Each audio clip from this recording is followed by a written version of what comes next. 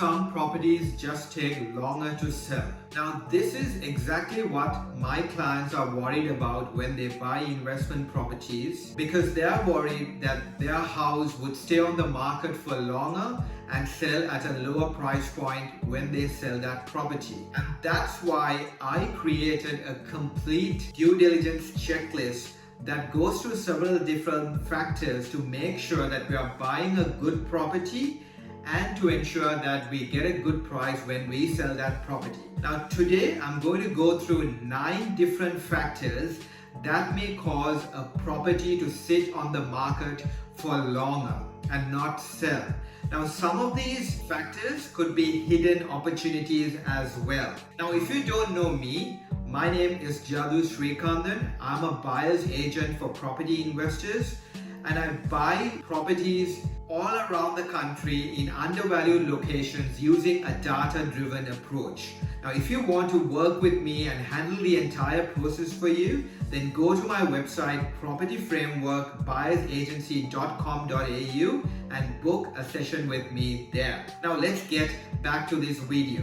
I'm going to run through 9 different factors that will cause a property to sit in the market for longer. Now, in a heated market, these properties will sell quickly. I just want to be upfront about that. When you have demand so high and supply really low, the properties will sell in no time. But when the market turns and you find that supply has increased and demand is low, that's when typically you will have problems coming up. The properties just don't sell and you're going to sell the property maybe at a lower price point.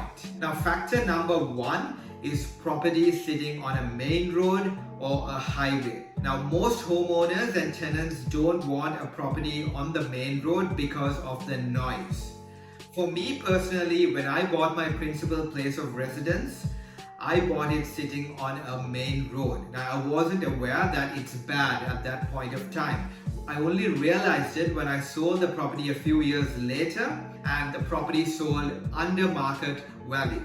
So then I learned my lesson, and then I realized properties on main roads, properties in front of a shopping center, property in front of an industrial area, property in front of a railway line. There's a lot of noise coming from these areas. So homeowners and tenants would not like to live in that property, and therefore it will take longer to sell and maybe sell at a lower price point. Now let's go to the second factor. Properties that need a bit of work on them. Now I'm going to categorize this into 2 groups: properties that need cosmetic renovation and properties that need major renovation because of structural issues. Now let's look at the cosmetic renovation side of things. Now these type of properties will sit on the market for longer because people don't like how it looks. You know, this is what we typically call the ugly duckling. It doesn't look nice, it doesn't smell nice. People don't want to spend some money to bring it up to scratch. Like, you know, you might have to spend about 15k to paint the whole house, to replace the floorboards, and people just don't want to go through the hassle of doing that. So typically you will find that these properties sit on the market for longer. These are structurally sound properties. It's just that they need a bit of love to get them back into good condition. So I'm going to share an example here. When I bought a property in Adelaide, in a heated Adelaide market in 2022, this property was purchased at 339,000 and it was about 100 to 150,000 lower than similar properties in that area. Now, as you can see, it needed work. The gardens were untidy. The home needed a bit of painting. It needed a change of floorboards. The electrical wiring had to be changed, and there were some other maintenance things as well. About 25 to 30k was spent doing these activities, and after it was done, the value of the property was sitting close to 400 to 450,000. So it was purchased under market value because no one wanted to buy that property. There were only 2 people who put in offers, and this was in a very heated market, right? So only 2 people put in offers and the property was purchased under market value. So there is an opportunity when you have properties like this. Now let's look at the second type of property. Now this is the one which needs major work, major renovation because of structural issues with the property, extensive termite damage, For example, now this property in Rockhampton, when I was looking at it, the agent disclosed that it had termite damage throughout the property, and this meant that there needs to be a lot of work that needed to be done. The property sold very quickly because Rockhampton, as you know, is a very heated market. It sold for about 100 to 150,000 under market value. But then if you're not familiar with complex renovations projects such as this, then it's something that you should stay clear from. Now let's move to point number 3. Houses which sit very close to high power lines. Now when you have a house sitting 50 to 100 meters from a high power line, homeowners will not like it because it doesn't look good. They're worried that it could bring about health concerns. The banks don't like it either, and they value it lower, and they won't lend you as much money for that property. So typically these properties will sell at a lower price point and they will sit on the market for longer. Now let's move to point number 4. Houses that have tenants in them on long-term leases.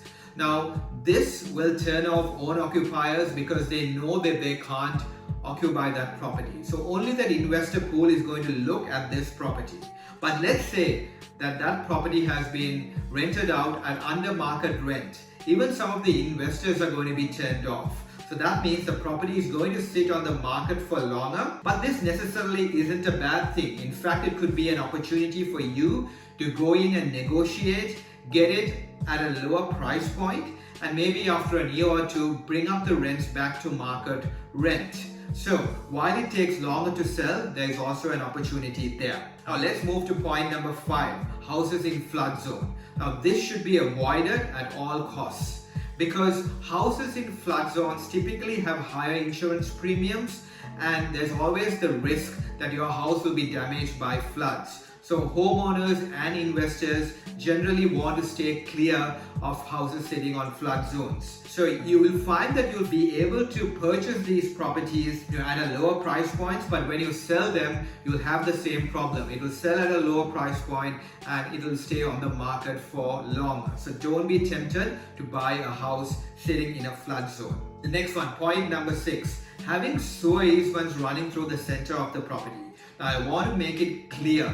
A sewer easement running along the back fence or just having a sewer easement, there is nothing wrong with it at all. It's very common to have sewer easements running through the property. But when it runs through the center of the property, for example, looking at this property in Townsville that I was looking for a client, it had three sewer easements which were meeting at one point in the property. And I decided not to go ahead with this, mainly because it restricts development potential. You can't build a swimming pool, you can't build a patio, you can't build a granny flat in the future if you wanted to, and therefore homeowners would be turned off by that. Even investors would be turned off by that. In a cooler market, this type of property would take longer to sell, so avoid this type of property, okay? Now the next one is houses in high renter pockets. So these areas are dominated by investors, and in heated markets there's nothing wrong, everything will be fine. But when you find that when the market turns and the property market is not doing too well, you'll find that the investors in these areas are starting to sell off. There'll be a surplus of properties in that area. The properties will take longer to sell and you might have to sell them at a lower price point. So don't buy properties in areas that are dominated by investors. So let's go to point number 8, properties having abnormal floor plans. Now floor plans are very important to homeowners. Now for example, this property in Queensland, it ticked all the boxes. It's a brick home and everything was fine with the property. But when we inspected the property, we saw that it had an abnormal floor plan. You actually had 2 living areas here, and to move from one living area to the other, you had to come out of the house. Now not every homeowner or tenant would like that, and therefore this property might not be suiting everyone in that area, right? So look into those things. It might take longer to sell in a cooler market, and avoid these properties if possible. And now the last one, overpriced houses. So what I mean by overpriced houses is agents will typically list the house at a price much higher than market value. You'll find this happening in heated markets. So because it's been listed at a higher price point, it will linger on the market for longer, and it could again be an opportunity for you. So an example I can give you was a property in a suburb called Deeragon in Townsville, which is a really hot suburb at the moment. The property was listed at $485,000, which is slightly above what similar properties were selling for in that region. The property was on the market for about 5 or 6 days, which is longer according to Townsville standards.